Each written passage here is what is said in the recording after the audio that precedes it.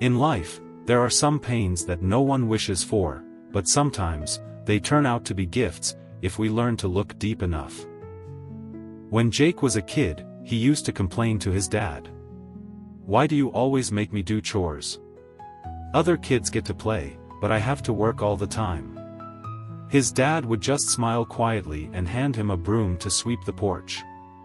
Not because he didn't love Jake, but because he believed that some lessons need to be learned early. If not, life will teach them much harder lessons later. Jake didn't understand. He even ran away from home once, thinking his dad didn't care about him.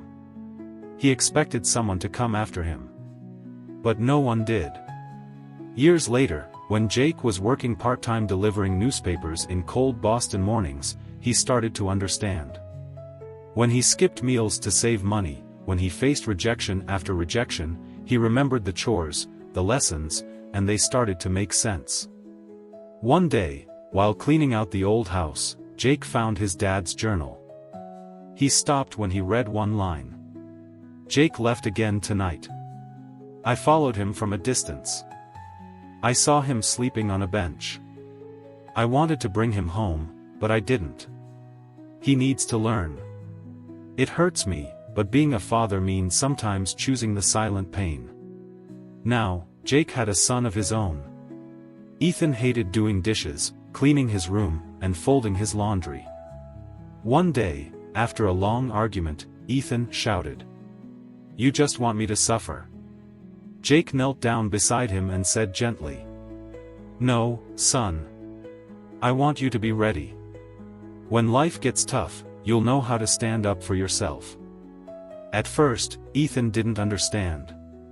But Jake knew, someday, he would. Just like Jake had understood his dad. Jake remembered the hard times, the lessons, and he now shared them with Ethan. He didn't want his son to run away from challenges. He wanted Ethan to be strong enough to face life's difficulties. As Ethan grew older, he started to understand. Jake smiled, knowing that someday, his son would be ready, just like he had been. Why do we let our children face struggles? Because if they never struggle, even the smallest problem will knock them down. Why do we let them fail?